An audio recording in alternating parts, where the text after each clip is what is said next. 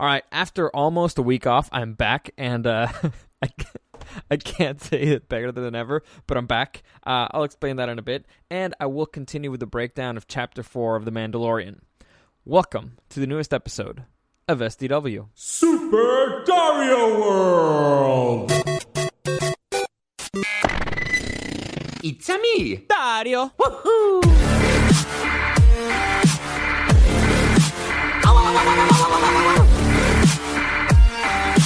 Let's go!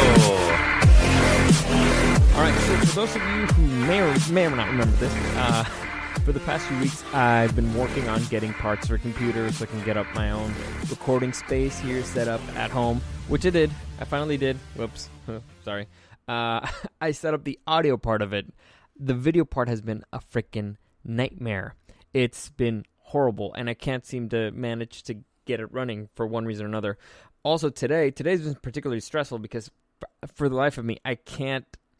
There's a thing called sound drift, and if anybody out there knows how to fix sound drift, please let me know, because that in a way that's not manual, because it's driving me nuts. Because in the morning show, we're starting to do 2 camera setups, or I'm trying to do it, but the point is it's messed up. If you know what audio drift, you know what it is. The point is it's sucking, and I'm hating it, and I've been honestly just basically banging my head against the monitor because I can't get the stupid thing to work, and it's driving me nuts. But so I decided, you know what, I'll do a quick recording because I have to do it today. I have to do this today because the newest episode of The Mandalorian is coming out, and I'm really behind. Oh, I made myself a promise that I'm not recording another freaking podcast until I am done with this thing. Like, I'm done with my studio setup. So I made that promise to myself, and for the past few weeks, I've been struggling to get this to work.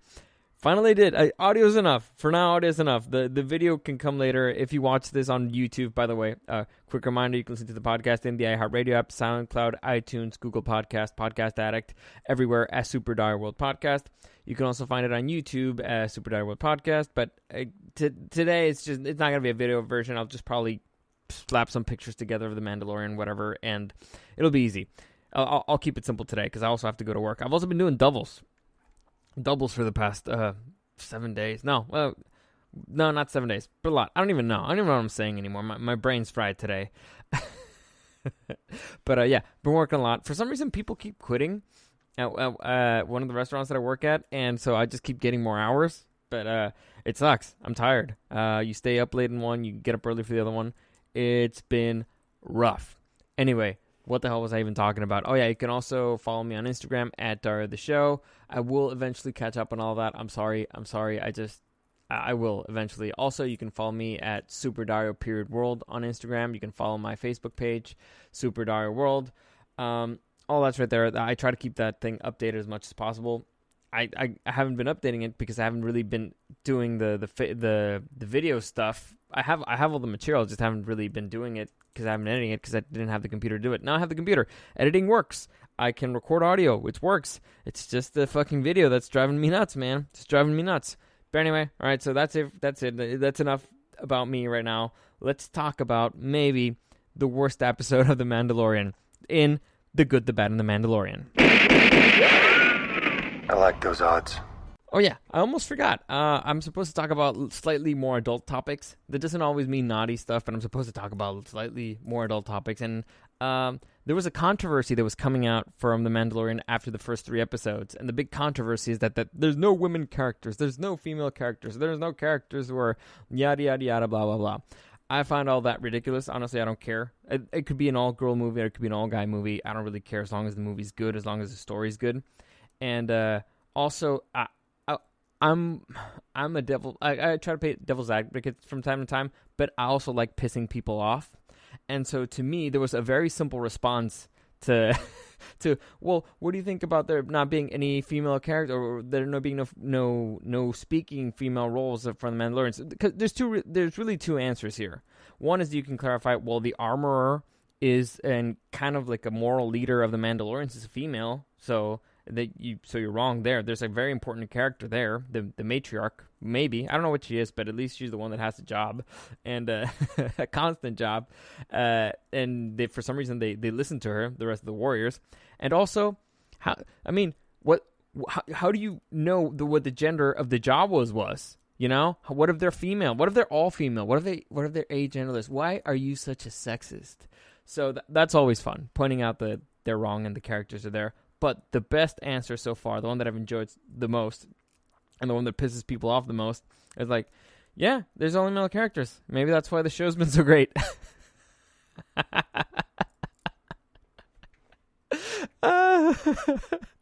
The look they give you, man, it's great. Oh, and what a coincidence! Chapter 4 comes out, and it starts. It's jam-packed with female characters, and it's the worst one so far. Coincidence? Obviously, I don't mean that. I'm kidding. It's just things that I like saying to piss people off. But all right, let's break down the whole episode, because I can't just drop that and not explain it, right? So let's begin as always. Try to be positive. So let's begin with the good. All right, so there's kind of three things that I thought were okay about this episode. You know what? I'll say they were good. First off, and not including already the performances and all that stuff, things that I've already mentioned before. Unless they did something extraordinary, I'm gonna put that aside. So the first thing that I liked is that it looks like the show is following a whole bunch of Western or samurai movie tropes, which I really enjoyed. This one was based on a movie called Seven Samurai, or the American equivalent. The Western equivalent would be the Guns of the Magnificent Seven, which really it's honestly it's a very interesting plot, and it's an interesting story, and it's I won't get into the story of those, but that's kind of what they were following. And I like this whole different episode. It's like an homage to a different one of Western movies, or a different type of samurai movie. I'm liking that aspect. I also really enjoyed at the beginning when the barbarians attack. Klatooinian, that's the name. The Klatooinian Raiders attack. I like the shot with the mom and the daughter in the water. I think that looked really cool. It's kind of scary that you're there in the water. I like that. I like that part of it. I also enjoyed the ATST and how they actually showed it like a terrifying machine of war. I think that's something that had been missing in Star Wars, like an actual ATST in action and showing how scary it is. It's like facing a tank, but it's fat, like a T-Rex tank. It's great. So I liked all those three things. That were pretty enjoyable. Now, it wasn't always executed correctly, but let's get into that in the bad.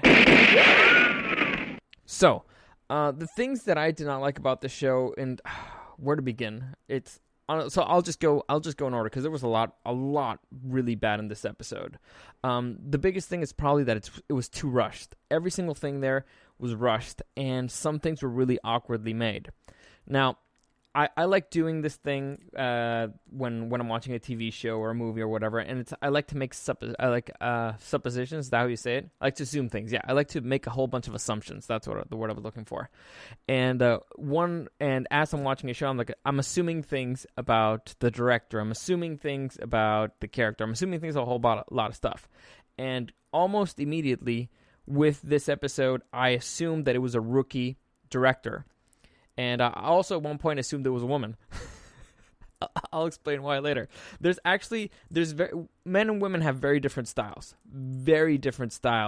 and some styles fit better for certain things. Now, in this particular case, it wasn't great, but I'll get into why. I'll explain it. I won't just drop that and not explain it. But let's first off with the rookie director. There's a lot of things that felt really awkward. And to me, the biggest one, the thing that made me notice it, even on first watching. Now, for those of you who've never heard me say this before, when I watch something and I'm going to review it, I usually try to watch it twice. So with Game of Thrones, whenever I broke an episode down, I watched it twice. The first time, I try to watch it as a fan. The second time, I actually try to break it down, with a film critic's eye, right? Because I study TV, film, new media, so I kind of know how certain things are supposed to work. And so the second time, I try to watch things with that in mind. This time, unless there's something completely jarring on the first watch, I probably won't notice it. The little things I notice in the second watch. But this one, it was very jarring the very first watch. So for the moment where the Mandalorian, I'll just call him Mando from now on, Mando sits in the restaurant. the waitress, when she walks up to him, it's very awkward. The cut's really awkward. The performance is really awkward. Everything's really awkward. The angle, everything, and that's a rookie director mistake. It's basically, you read a script, and in the script says the server approached the table, and you think, oh, well, I have to show the server approaching the table. It's not great. Everybody does that mistake. It's fine. Transitions are weird sometimes, but it's something that clearly shows you that you're dealing with somebody who's very green. Now, at the end of the episode, I saw that the director is Bryce Dallas Howard, who you might remember. She's the daughter of, what's the other director? Howard. He's the redhead dude. What the hell is this dude's name? He directed Solo, and he's done a whole bunch of stuff. Jordan Howard. I don't know. His IMDb is just completely leaving my brain right now. It doesn't matter. The point is, she's his daughter, and she also, you might remember her from Jurassic World. She's the lead there. She's a reasonably good actress. I think she's better. She's a good actress. I'll give it to her. She's a good actress. As a director, she still has a long way to go. Now, why do I think that? Well, this episode was very different on many ways. First, why do I think that it was why did I notice that it was a female director? And it's kind of in the way that things happen, and they feel not exactly forced, but just illogical. And also the amount of conversations that happen. So for some reason, I don't know why, a lot of people think that just because you say something, it means that this is what's fact. And so far, the episode, the rule in film is show us, don't tell us. And so far, The Mandalorian has had very, very minimal dialogues. The Mandalorian barely talks on the first episode. In this episode, he talks a lot. And that's just something that, if you've noticed a male director versus a female director, the number of lines, they just talk more. Unless it's Kevin Smith, which the whole movie is just basically talking, right? Just put a camera in front of two people and they just keep talking. But in general, I'm generalizing. Why? Because men and women are different. Yeah, honestly, men and women are different. Women like to talk more than men. It's a fact. It's not all men and not all women. Like, example right now, I'm a talker. I sometimes I don't even shut up and I just say a whole bunch of stupid things. But anyway, I'll get into more examples of that later. But okay, so let's begin. The episode begins with the Mandalorian on a ship with Baby Yoda. And you could see that he starts talking to it more. He's interacting with him more. And that's okay. All right, you can see that the Mandalorian is softening up to the kid. That's why he risked his life, risked his reputation, risked his guild and everything just to save the kid. All right, that's fair. Again, he's talking a lot, but it could be just showing that, all right, the dude's getting a little bit softer. Then they get to this planet. The planet itself doesn't make sense to me.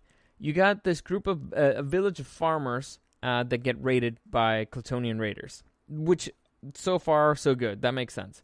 But the planet seems to be very, very rich, and I mean rich in resources.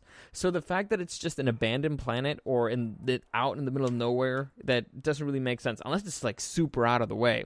But still, a planet that rich in resources, and it looks really nice, really green, really, really vibrant.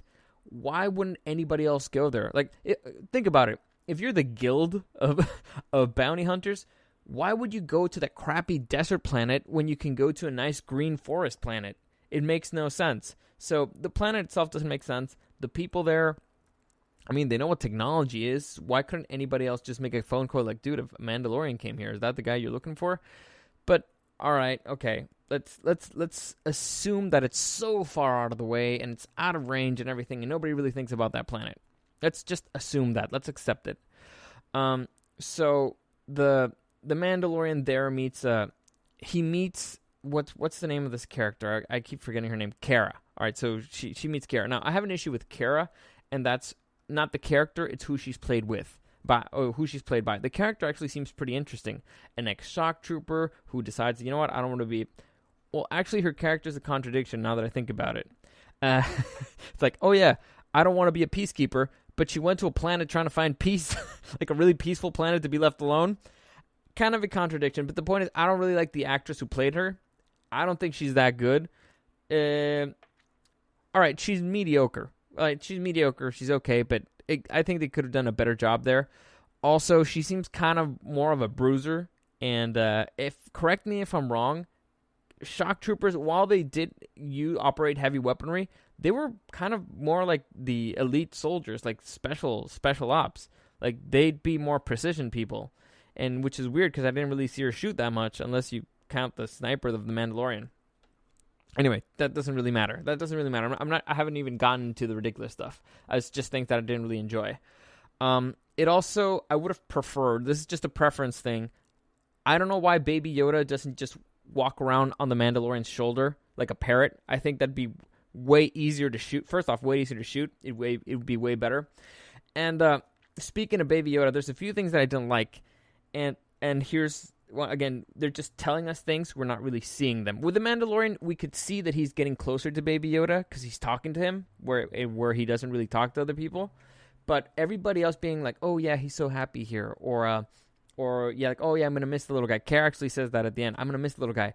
We didn't really see you bond with him. And we didn't really see Baby Yoda being all that charming in this episode. Like, honestly, add like a laugh. Like a little, like, haha, something. Well, not that creepy. But like a little something that shows that, like a squeal. You know, like a little kid squeal.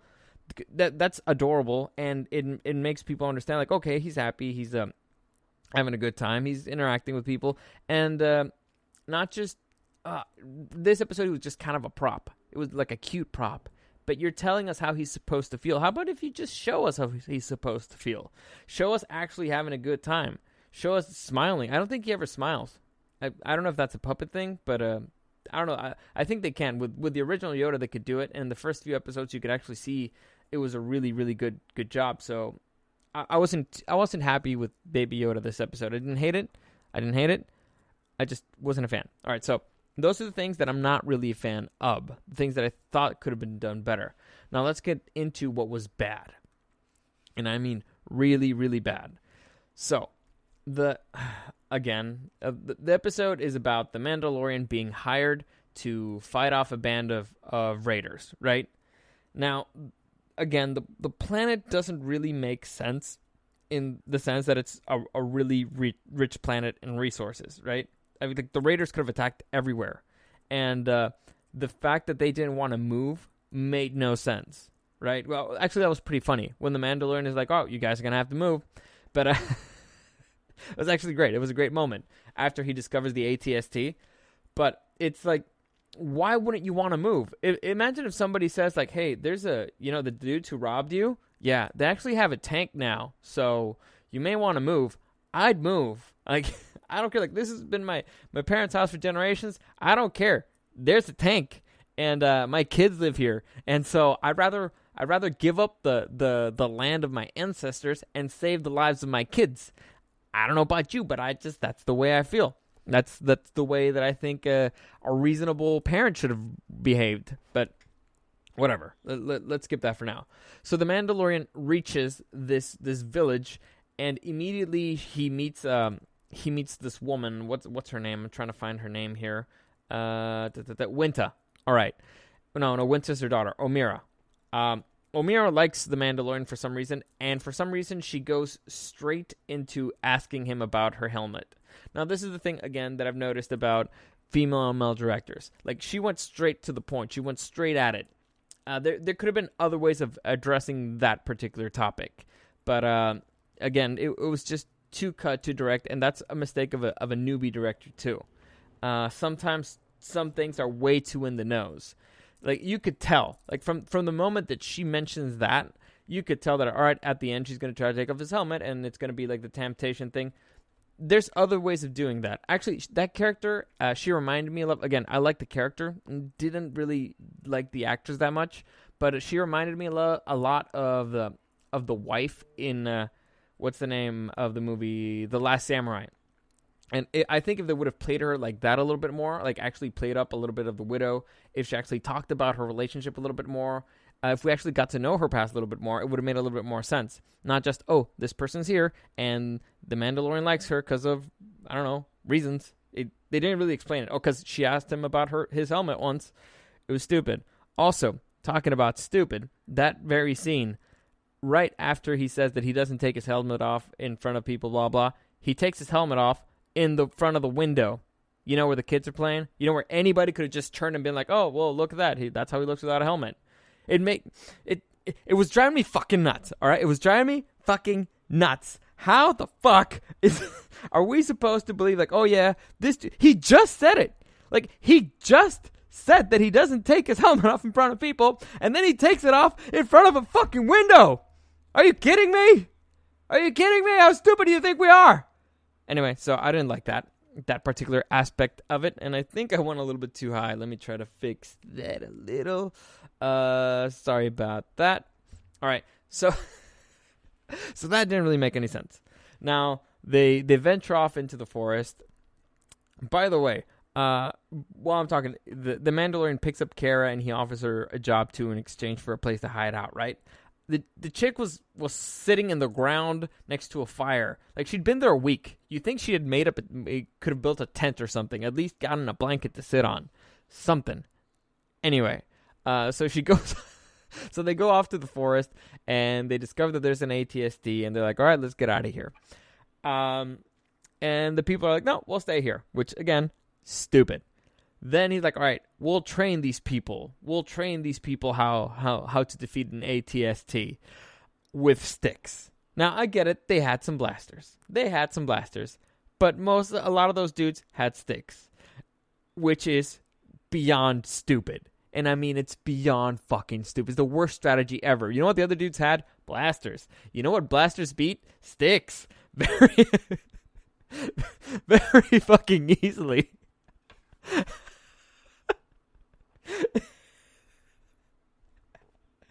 Anyway, so you got these idiots with sticks trying to defend their land, and so the plan is, all right, we'll make a hole, and we'll just lure them here. First off, you're assuming that they haven't moved, and that they're gonna come at you directly from that angle where there's a whole bunch of trees. Now, the ATST could have just taken another route.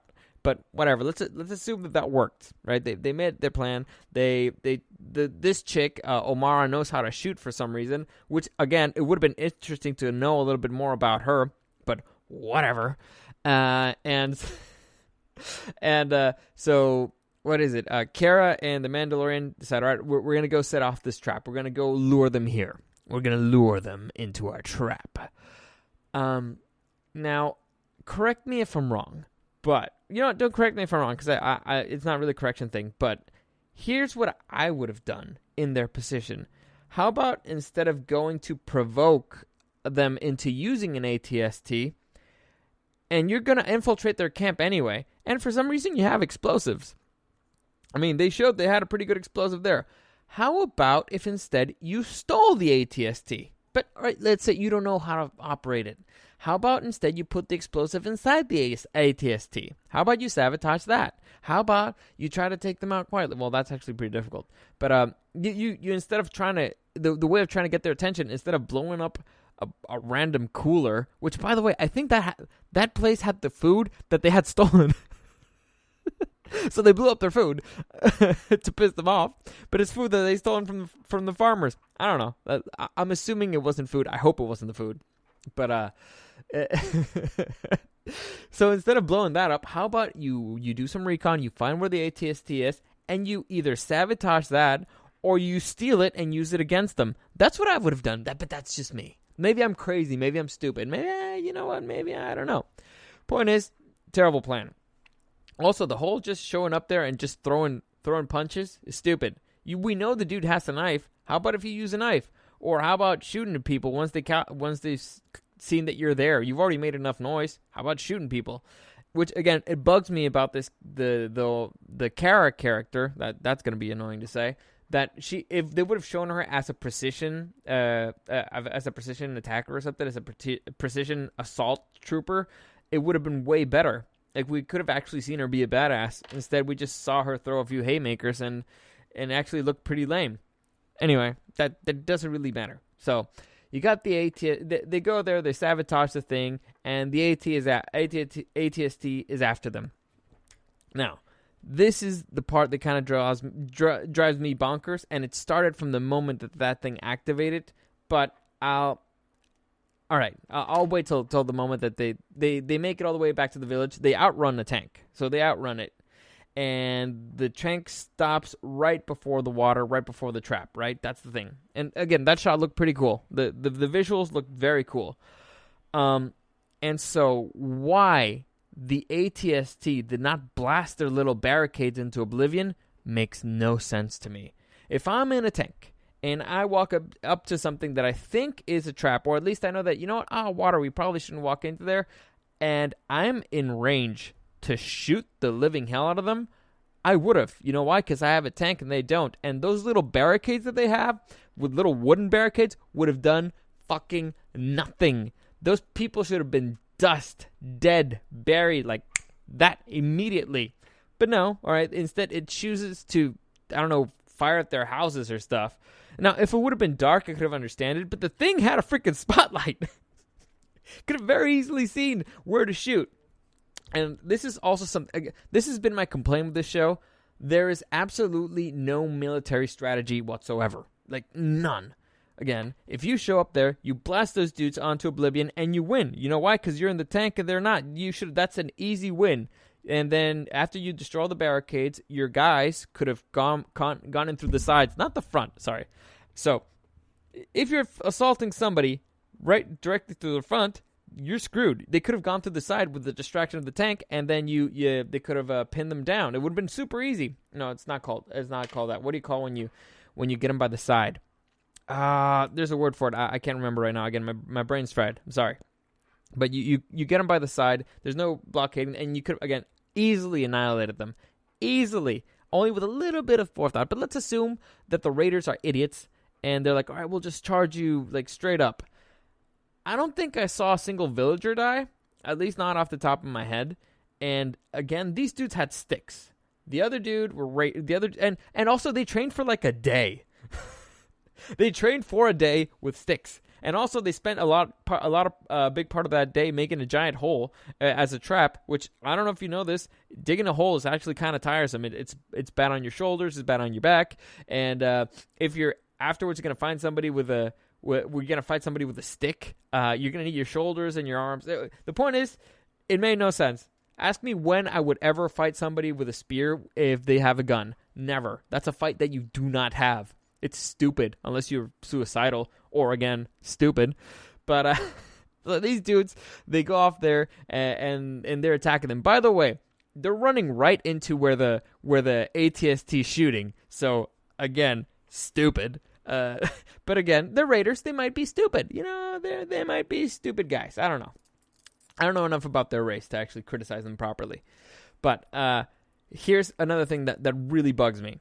There's such a thing in the real world as a blast radius or a kill radius. Now, in the real world, a grenade, I know this, by the way, because a friend of mine, he was in the military, and his job was basically taking care of the grenades, and so he explained all this stuff to me.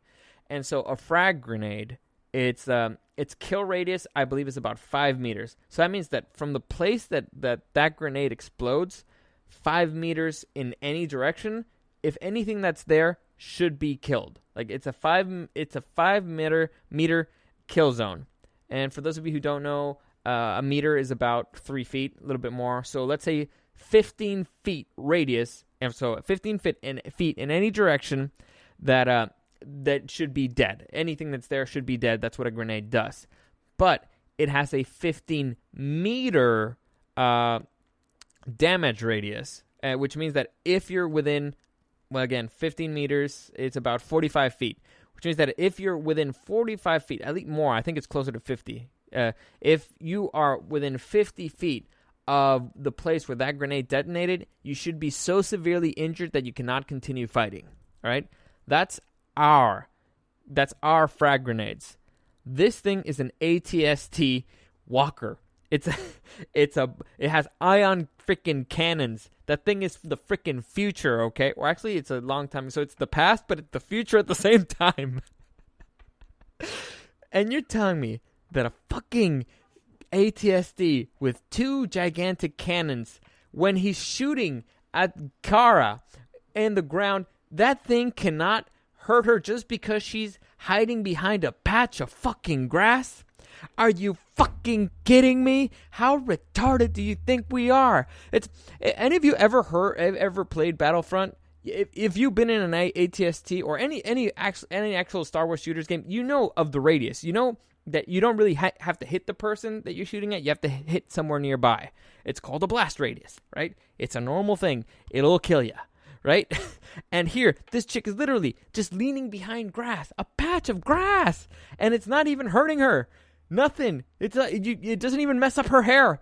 It's ridiculous. It's stupid. It reminds me of Jon Snow leaning behind a rock while the ice dragon just throws fire at it. It's like, dude, that tiny rock is saving Jon Snow. We just saw that thing blow up a wall, like the wall, and then a castle wall too. And all of a sudden, it can't break through a tiny little rock. Seriously? Anyway, the point is, again, military strategy was just ridiculous. They threw it out the window. They did not give a fuck about anything about that. And they basically just cared about the story. And it's like, all right, well, we care about this, and this is what we want to happen. And so this is what we're doing, which is stupid. Honestly, it's a terrible way to tell a story. Terrible, terrible way to tell a story because it could have been done in a way that was better. You could have gotten the same result in a way that was better, more interesting to watch, more dramatic. But here, it was bad. It was really, really, really bad, really poorly executed, and it stressed the living hell out of me. Now, after that, they made the ATST fall into a trap because of reasons. Honestly, I don't see why it would have stepped forward instead of stepped to the side so they can get her from an angle. But all right, cool. It's okay. It's whatever.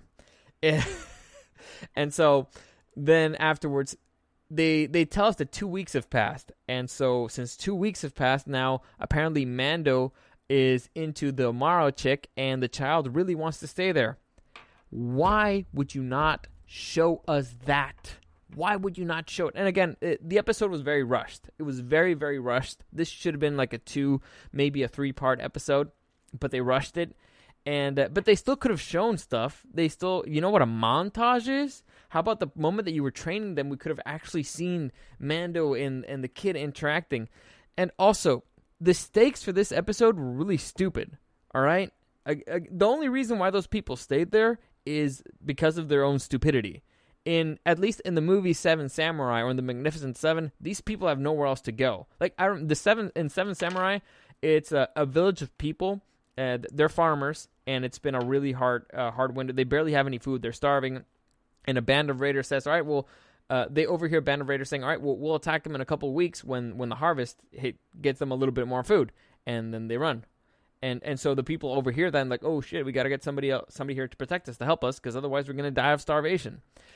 And so the stakes for those people are really high. That's where their home is. That's where all their food is. And anywhere else they can't really go because the places are occupied. This planet sounded like it was pretty empty. They had a lot of places to go. And I mean a lot of places to go. The only reason why they didn't want to go is because of stupidity. Once again, stupidity.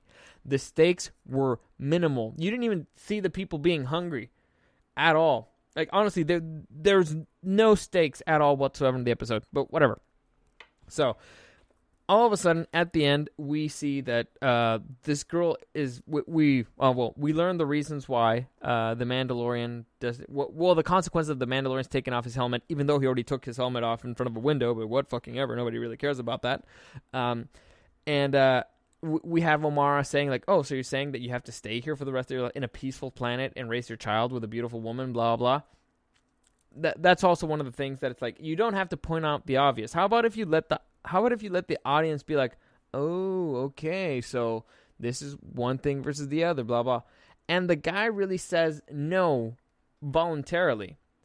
So he really gave up nothing that he was already going to give up. At the end, he still takes the kid. Well, we realize that there is still people hunting the kid and all that stuff. But imagine just this scenario. Mando is about to take his helmet off. He's about to be like, all right, okay, I'm willing to stay here. I'm willing to give up my life or whatever, and I'll stay here with the kid. And all of a sudden, that's when the shot happens. So he goes back there and he realized that, oh crap, so I still have to leave. Now it's a very different character, It's one is the sacrifice of the child. The other one is the sacrifice of Mando having to give up an opportunity for happiness. Maybe that's not what he's looking for. Maybe it is. I don't know. But to me, it would have been slightly more interesting instead of him choosing like, you know what? No, I'm leaving. Yeah, and I'm leaving the kid because, whatever. But no, instead, it's like the kid is still his burden to carry. It's dumb. But I guess that's his burden to carry, even though he chose him. Like, he could have not taken him. Point is, it's stupid. It was a very stupid episode. It was a forgettable episode. I don't see how this advanced the plot in any way whatsoever, other than introducing Kara and Omara, which could have been done in way better ways. It was a bad episode. It was, honestly, to me, it's been the worst episode so far. Now, the other episodes were really good, but this one was just bad. It was bad. Bad all around. Bad storytelling. Bad directing for the most part. Too many dialogues. It was just bad. Bad. But okay, that's it for that. Let's move on to The Mandalorian. Now, this one of the Mandalorian is actually going to be kind of different. I'm not going to give you a Star Wars fun fact. I'm actually just going to complain about something that I read. So I read an interview with Bryce Dallas Howard, who directed the episode, and where she's talking about how difficult it was to keep the secret of Baby Yoda. Because, again, Disney Plus didn't want it to be known out there that there was going to be a Baby Yoda. It was a big surprise, which was awesome. But this idiot, thought it would be a good idea to bring her kids on set with her. Now, first off, I'm not a big fan of bringing your kids to work, unless you're the boss and then you can do whatever the hell you want. But bringing your kids to... Disney and has a lot of... plays things very close to the chest, especially with Star Wars or Marvel. They don't want any spoilers. They don't want any leaks. They probably made you sign a whole bunch of contracts saying that there would be consequences if you open up your big trap hole before the movies are out. They're very protective about that stuff. And you, the director, are bringing a 6-year-old and an 11-year-old to the set. First off, why are you torturing your kids that way? Why? It's like, imagine you're there, you see there's a Baby Yoda, and people, I'm guessing the kids grew up in Hollywood, so they know who the parents are, and so somebody has to ask. Somebody at one point has to ask you something about Star Wars. Or you see you've seen the latest trailer for the newest Star Wars movie, and they can't talk about Baby Yoda? Well, it's just, I would never trust a kid with any secret. Ever. It's been my experience. Kids are horrible with secrets. They don't really understand how they work, right? Even if it's a secret of their own, they don't understand how they work. I don't trust people in general with secrets. I trust them with do not disclose agreements. That's for sure, because then you can sue that living hell out of them. But this, that was just beyond stupid, and I can't believe that somebody did, and somebody from Disney allowed this to happen. Like, can you imagine? Can you imagine what would have happened if the rumors of Baby Yoda would have come out before? Now, unfortunately, it worked out, and I guess the ends do justify the means. But if I were her, I would not be bragging about this. I would not. It's just, oof. Ooh, it was bad. Bryce, the episode looked really good, but I'm not giving you credit for that because I'm guessing it's already the production people that they have there. But it was a bad episode. You're a good actress. Not so great a director. You need at least this was really out of your range. You need to get a little bit more experience before you take on subjects of this matter or a franchise as big and beloved as Star Wars. I mean, even Ron Howard, that was his name. Even Ron Howard failed in Star Wars. All right, Solo is probably the worst Star Wars movie out there, and yours is the worst episode of The Mandalorian so far. So there you go. That's the Howard legacy. You suck. With Star Wars, at least. Anyway, that's it for today. I'll leave that there on that high note, on that super. It's good to be back. I'll just maybe for a few days I'll just probably do audio. Doesn't really matter. But hopefully you enjoyed that. As always, thanks for listening. You can send me any comments, questions, or suggestions at Dario the Show on Instagram or SuperDario_World. As always, thank you for listening, and I'll see you again tomorrow.